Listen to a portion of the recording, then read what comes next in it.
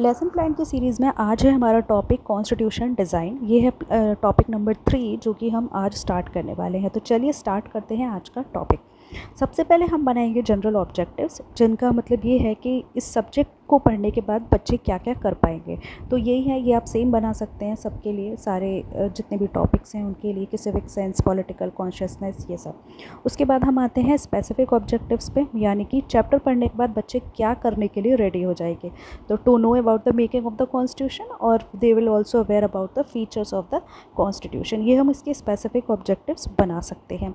Specific objectives बनाने के बाद हम आते हैं, उसके बाद हम आएंगे बैकग्राउंड नॉलेज पे, कि बच्चों की साइड से क्या एक्सपेक्टेड है। तो हम लिखेंगे कि it is expected that students are already aware about the constitution of India and its features. उसके बाद हम चलेंगे, कुछ इंट्रोडक्टरी क्वेश्चंस बनाएंगे, यानी कि जो टॉपिक का नाम है वो हमारे आखिरी सवाल पे बच्चों की तरफ से आना चाहिए। तो जैसे कि what type of government is in India, what is the feature of democratic government, who are responsible to run the administration of democratic form of government। आप देखेंगे कि जो आंसर 4 होगा वहीं से टॉपिक का नाम बच्चों की साइड से आ जाएगा। तो जैसे कि हमारा क्वेश्चन नंबर 4 है, हम देखते हैं कि देखिए ये आता है हमारा क्वेश्चन नंबर 4। तो क्या रूल्स फॉलो किए जाते हैं एडमिनिस्ट्रेशन ऑफ कंट्री को रन करने के लिए, तो दैट इज़ कॉन्स्टिट्यूशन। तो यानी कि हम समझ गए। उसके बाद हम बोलेंगे कि स्टेटमेंट ऑफ एम, कि okay very good, today we will discuss about the constitution decision, constitution design. ठीक है। उसके बाद हम चैप्टर को 2 पार्ट में डिवाइड करेंगे, यूनिट 1 और यूनिट 2। यूनिट 1 में हमने कुछ टीचिंग एड का यूज़ किया है, जैसे कि बाबा साहेब अम्बेडकर की हमने फ़ोटो यूज़ की है, और इस फ़ोटो को दिखा करके हम बच्चों से कुछ सवाल करने वाले हैं।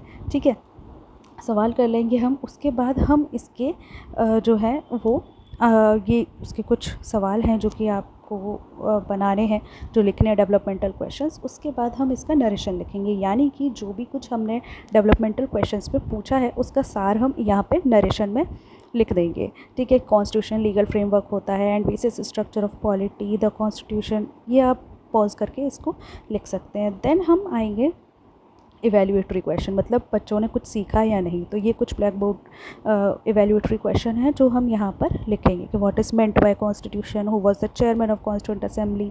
और उसके बाद हम ब्लैक बोर्ड समरी लिखेंगे, कि जो भी आंसर्स हैं वो यहाँ पर हम लिखेंगे। ठीक है, मतलब जो क्वेश्चंस हमने पूछे उसके जो आंसर्स हैं वो हम यहाँ पर लिखने वाले हैं। देन उसके बाद हम पार्ट 2 पे आएंगे। पार्ट 2 के हम डेवलपमेंटल क्वेश्चंस बनाएंगे, कि कौन से ऑर्गन्स हैं गवर्नमेंट के, लॉ मेकिंग बॉडी क्या है, which document make the parliament of India. ये सब कुछ सवाल हम बच्चों से पूछेंगे। उसके बाद इसका हम नरेशन लिखेंगे। नरेशन को लिखेंगे जैसे कि यही सब, the constitution of India has many features, इस सब को आप पॉज करके लिख सकते हैं। नरेशन जो है हमें पता है कि सार होता है जो भी डेवलपमेंटल क्वेश्चंस है। उसके बाद हम पूछेंगे क्वेश्चंस फॉर इवैल्यूएशन, मतलब कि बच्चों ने क्या सीखा इस जो हमने पढ़ाया उससे। तो यहाँ हो जाते हैं आपके क्वेश्चन फॉर इवैल्यूएशन। उसके बाद हम उसकी लिखेंगे ब्लैक बोर्ड समरी, मतलब कि जो भी क्वेश्चंस आपने वैल्यूएशन के पूछे थे उनके आंसर्स जो हैं हम बोर्ड के ऊपर लिखेंगे। देन फिर हम रिकैप करेंगे, यानी कि जो कि फर्स्ट और सेकंड यूनिट से रिलेटेड सारे क्वेश्चंस हम बच्चों से यहाँ पर पूछेंगे।